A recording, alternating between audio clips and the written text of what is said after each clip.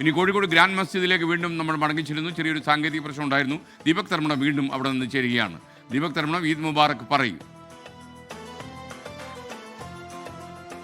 Eid Mubarak S K. ലോകത്തെ വിശ്വാസികളെല്ലാം ഉപവാസത്തിന്റെ പകലും ഉപാസനയുടെ രാവുമായുള്ള ഒരു മാസക്കാലം. വിശുദ്ധ റമദാൻ പൂർത്തിയായി ഇന്ന് പെരുന്നാളിലേക്ക് കടക്കുന്നു. ഇപ്പം ഞാനുള്ളത് ഗ്രാൻഡ് മസ്ജിദിലാണ്. 8 മണിക്കാണ് ഈദ്ഗാഹ്. 8 മണിയാകുമ്പോഴേക്കും ഇവിടെ ജനനിബിഡമാകും. എന്നാൽ കാലത്ത് തന്നെ ഒരുക്കങ്ങൾക്ക് വേണ്ടി കുറച്ച് പേര് എത്തിയിട്ടുണ്ട്. അവരോട് നമുക്ക് ചോദിക്കാം. അപ്പം ഈദ് മുബാറക്. അപ്പം എങ്ങനെയുണ്ട്? റാത്തല്ലേ? അപ്പോൾ പെരുന്നാള് ഒരുക്കത്തിലാണുള്ളത്. 8 മണിക്കാണ് നിസ്കാരം നടക്കുക. അക്കിമുസ്താദാണ് ഖാദി. വരൂ. ഈദ് മുബാറക്. അപ്പോൾ ഒരു മാസക്കാലത്തെ വ്രതശുദ്ധിയുടെ ഒരു പുണ്യമാസം കഴിഞ്ഞ് ആഘോഷത്തിലേക്ക് നീങ്ങുക.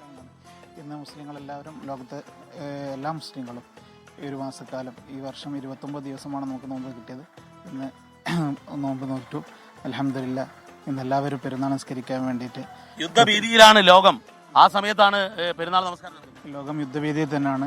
ഇൻഷാ അല്ലാഹ് അതിനുവേണ്ടി പ്രത്യേക പ്രാർത്ഥനയും എല്ലാം ഇന്നത്തെ നിസ്കാരത്തിൽ ബഹുമാനപ്പെട്ട നമ്മുടെ ഇവിടുത്തെ ചീഫ് ഇമാം അക്കീം ഉസ്താദ് പ്രത്യേക നേതൃത്വം.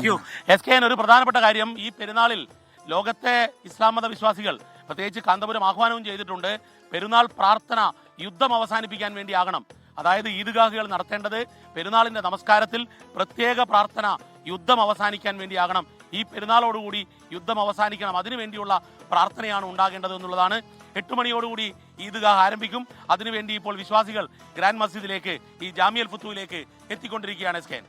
ലോകത്തെവിടെയായാലും ഏത് സമയത്തും 24 വാർത്തകളും ഓഗ്മെന്റഡ് റിയാലിറ്റി പാക്കേജുകളും എക്സ്പ്ലെയിനറുകളും വിശദമായി കാണാൻ ഞങ്ങളുടെ യൂട്യൂബ് ചാനൽ നിങ്ങൾക്ക് സബ്സ്ക്രൈബ് ചെയ്യാം.